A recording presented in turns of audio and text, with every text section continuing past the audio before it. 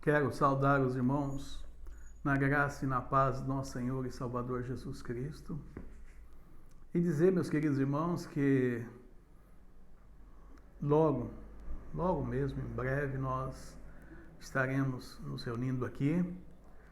Vemos que já há uma abertura do comércio, uma abertura das coisas e, se Deus quiser, não aumentando a pandemia, o vírus não se alastrando, com certeza até os templos e outros locais vão estar sendo abertos e assim nós poderemos estar aqui juntos para glorificar o nosso bom Deus. Como eu disse para vocês, é uma alegria nós podermos compartilhar da palavra de Deus e de podermos, através da palavra de Deus, mantermos a nossa fé inabalável, firme. Nós vemos muitas situações e principalmente esta questão em si do coronavírus traz a nós algumas incertezas e algumas dúvidas e nós temos que descansar no Senhor, saber que o Senhor é maravilhoso e tudo o que Ele faz é para o bem daqueles que o amam. Irmãos, gostaria de compartilhar com vocês esse texto de Lucas capítulo 6, os versículos 17 até o 23. E o tema é Alegrem-se na tribulação.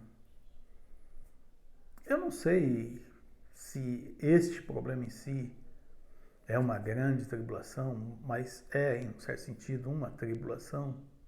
E também não sei dizer aos irmãos se tempos piores virão. Infelizmente, as Escrituras dizem que quando nós ouvíssemos falar de guerras, rumores de guerras, terremotos, maremotos, epidemias, era a aproximação da vinda do Senhor Jesus Cristo. Mas não seria ainda o fim. Então nós não podemos falar com toda certeza de que este mal é uma grande tribulação. É bem verdade que para alguns está sendo uma grande tribulação. Mas de um modo geral podemos afirmar que é uma tribulação. E o Senhor nos orienta para que nós venhamos a nos alegrar em toda e qualquer tipo de situação, sejam situações boas ou situações más. O texto aqui diz: e descendo com eles, parou num lugar plano, e também um grande número de seus discípulos e grande multidão de povo de toda a Judéia e de Jerusalém e da costa marítima de Tiro e Sidom, os quais tinham vindo para o ouvir e serem curados das suas enfermidades, como também os atormentados dos espíritos imundos, e eram curados. E toda a multidão procurava tocar-lhe, porque saía dele virtude e curava a todos. E levantando ele os olhos para os seus discípulos, dizia: Bem-aventurados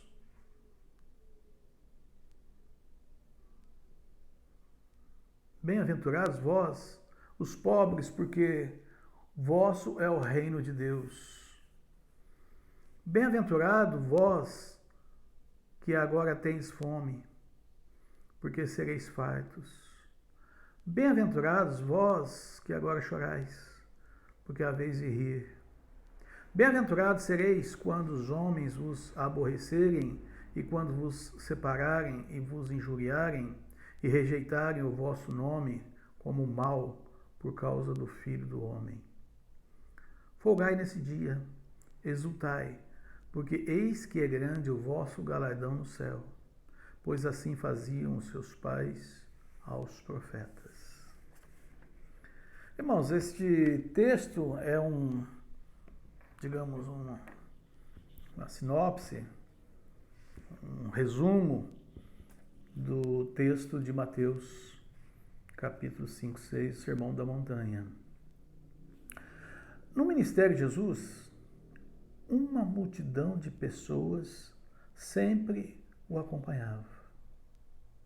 Onde Jesus ia, lá estava aquele número de pessoas ao redor do Senhor Jesus. Elas entendiam que Jesus podia resolver todos os seus problemas. Os problemas físicos, os problemas materiais, mas elas dificilmente ou poucos procuravam o Senhor Jesus para resolver o maior problema. E o maior problema do ser humano não é a fome, não é a sede, não é pandemias, epidemias, não é a morte. O maior problema do ser humano é ele estar separado de Deus e, consequentemente, a morte espiritual. Infelizmente, grande maioria dos que procuravam Jesus, e hoje, nos nossos dias, também vemos uma boa parcela de pessoas procurando Jesus Cristo para resolver os seus problemas físicos, materiais, mas não buscam o Senhor Jesus para uma solução do problema espiritual. Então nós vemos que não é diferente. Como naqueles tempos, como nos dias atuais, nós entendemos que as pessoas agem da mesma forma. Mas o que eu gostaria de enfatizar hoje para os irmãos é que as enfermidades, epidemias, doenças, pessoas atormentadas de espírito, procuravam o Senhor Jesus para que Ele assim lhes desse alívio, lhes desse cura e lhes desse a libertação. Para nós, no ano de 2020, foi e está sendo um ano muito difícil, né, meus queridos irmãos?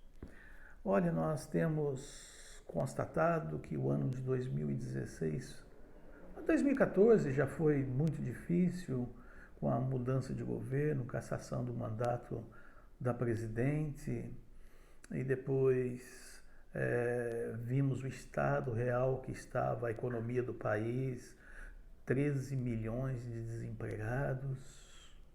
Depois, no ano de 2016, houve uma estiagem muito forte, muito grande, onde chegou a faltar água em muitos locais do Brasil. O ano de 2018 deu uma pequena melhora. No ano de 2019 acompanhou essa pequena melhora. E nós tínhamos esperança de que 2020 seria um ano melhor. Mas, meus queridos irmãos, infelizmente veio essa pandemia. Não é um problema local, não é um problema do país, mas é um problema mundial. E esse problema agravou demais a situação das pessoas, principalmente do povo mais pobre, aquele que depende do trabalho, aquele que depende de fazer com que a sua vida continue. Eles não têm uma poupança, eles não têm um dinheiro, uma reserva, e eles são os mais penalizados por este mal. Ontem fiquei estarrecido ao ouvir uma reportagem de que na Venezuela há 9 milhões de pessoas famintas, pessoas passando fome. Irmãos, eu não me recordo agora o número de habitantes da Venezuela, mas 9 milhões de pessoas famintas é terrível.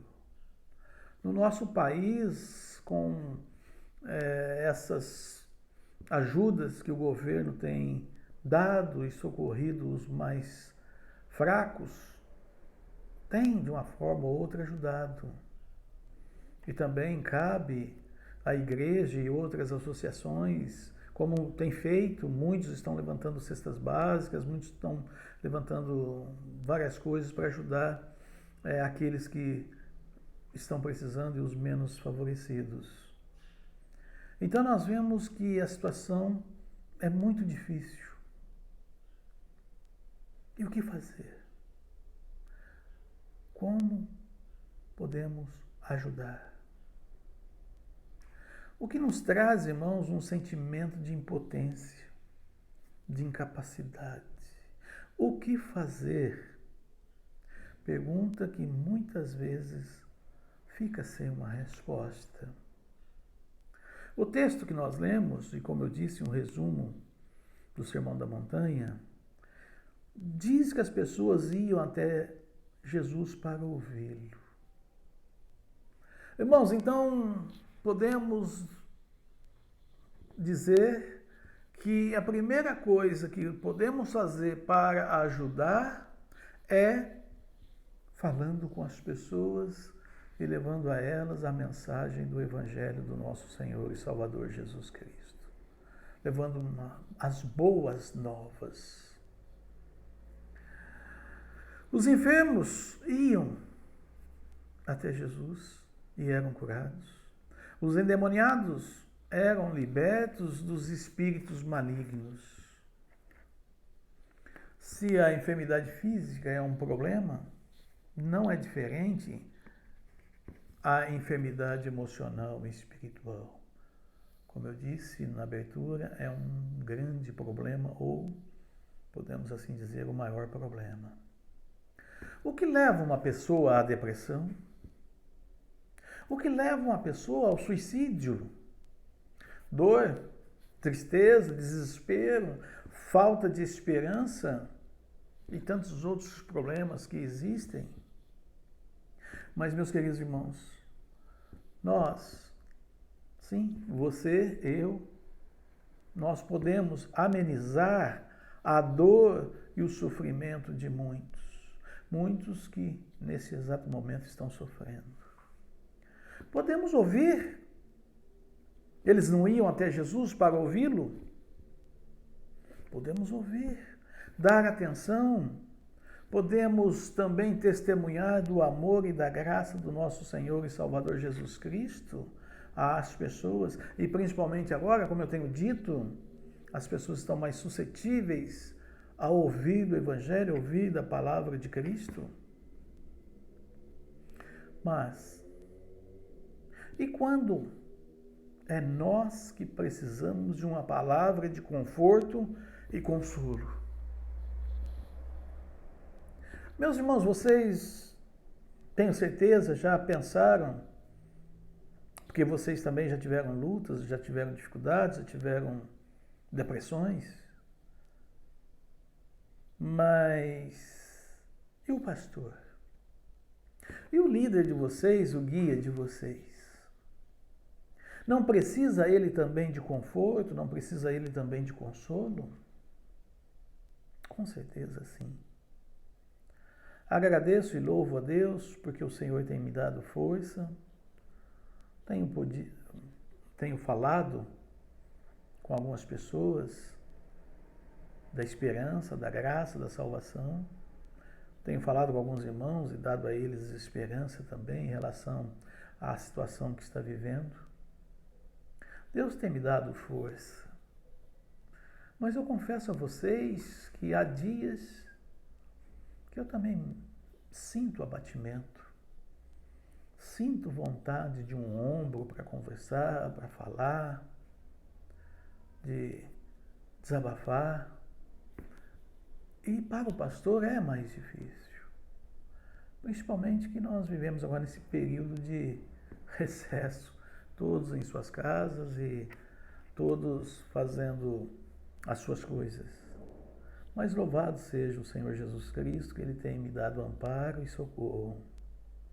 É exatamente por isso que o Evangelho ensina que nós devemos levar as cargas uns dos outros. Hoje, socorro. Hoje eu te socorro. Amanhã, pode você, meu irmão, me socorrer.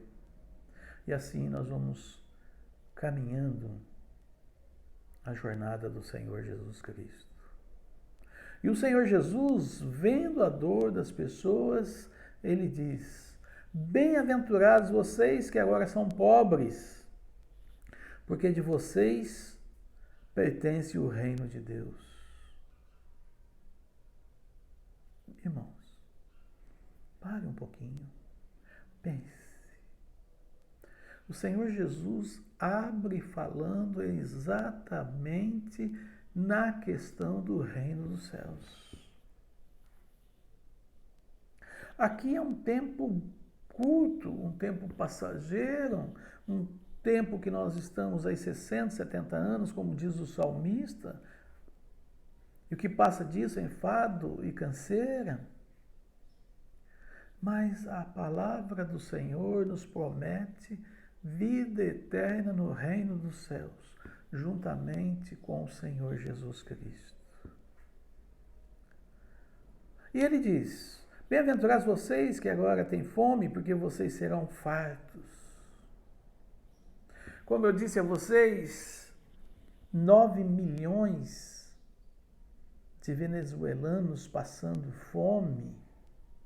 Irmãos, é um número muito alto. Nem no Brasil, com uma população muito, muito maior do que a da Venezuela, há 9 milhões passando fome. É bem verdade que há muitos, milhares, passando necessidades, mas não fome. E aqui diz que aqueles que passam fome serão fartos. E eu gostaria de ir um pouco além. Fome no sentido da palavra e saciados pela palavra. Bem-aventurados vocês que agora choram, porque virão dias que vão rir. Quantos estão chorando? Quantos estão chorando a perda do seu ente querido? Partiu ou pelo coronavírus, ou por infarto, ou por qualquer outra enfermidade. As pessoas estão tão preocupadas com a morte do coronavírus que esquecem que milhões de pessoas morrem de outras enfermidades. Milhares de pessoas no Brasil morrem de outras enfermidades. Então, olhando as Escrituras, nós vemos que muitas famílias estão chorando pela perda do seu ente querido. E não é só pela questão também da morte, mas estão chorando por outros problemas, como eu chorei pela notícia dos 9 milhões de venezuelanos passando necessidade. Nós choramos porque estamos em depressão. Nós choramos por tantos motivos. Choramos por uma dor física, uma dor emocional. E aqui diz que bem-aventurados vocês que choram, porque nas mansões celestiais vocês vão sorrir. Bem-aventurados vocês que sofrem perseguição por causa do nome do Senhor Jesus. Irmãos, também tenho visto algumas igrejas que talvez até por teimosia, alguns templos, têm aberto as suas portas. E aí vem a guarda municipal, vem a polícia militar, e eles acabam criando atrito, problemas com a segurança, com a lei. Fico triste porque, em partes, eles querem adorar, glorificar ao Senhor Jesus Cristo, mas em contrapartida eles estão desobedecendo uma lei. E é complicado, e eu fico pensando, e amanhã vamos pensar que não é por causa do coronavírus, mas por um desejo do governo de fechar os templos? Nós íamos ficar acovardados e iríamos ficar em nossas casas? É algo para nós pensarmos com carinho. Enquanto o problema é o coronavírus e não transmitir essa doença para outros, nós vamos obedecendo às autoridades e sabemos que é por um período. Se porventura determinasse, olha, a partir de agora os templos não vão mais abrir, nós tínhamos que pensar o que fazer. Mas como sabemos que é um breve período, e como eu disse a vocês, acredito que em maio nós já estamos com as portas abertas do templo, reunindo os irmãos, Vamos continuar orando por isso. Então, bem-aventurados aqueles que sofrem perseguição por causa do nome do Senhor Jesus Cristo. Alegrem-se, exultem-se, porque é grande o vosso galardão no céu.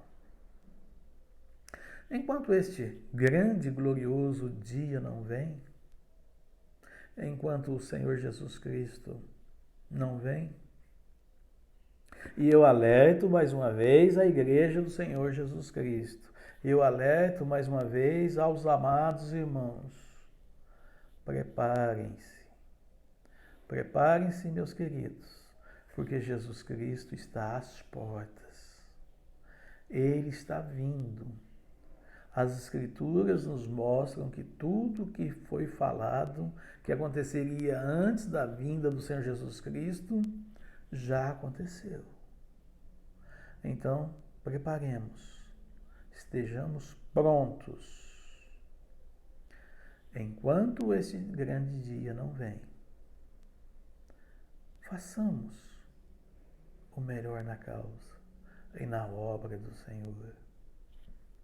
Continue, meus irmãos, usando de benevolência, de amor ao próximo.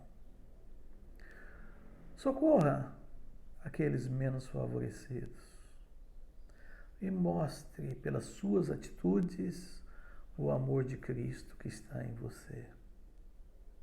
Porque assim, meus queridos irmãos, nós vamos estar cumprindo a lei. Deus abençoe os amados irmãos, que nós possamos no transcorrer deste dia, desse final de semana, agora de quinta para frente, possamos nos alegrar, louvar, engrandecer o nosso Deus. Domingo nós vamos ter a nossa EBD, e é interessante, irmãos, por causa deste coronavírus, acabamos esquecendo de dizer que abril é o mês da Escola Bíblica Dominical. Abril é o mês da Escola Bíblica Dominical. E que no domingo de manhã lembremos e possamos fazer com que a nossa casa esteja reunida no Zap para trazer números especiais se for necessário, para falar alguma coisa sobre as Escrituras, para dar o seu testemunho, a sua palavra. E que Deus continue abençoando os amados irmãos. Amém? Deus abençoe os amados.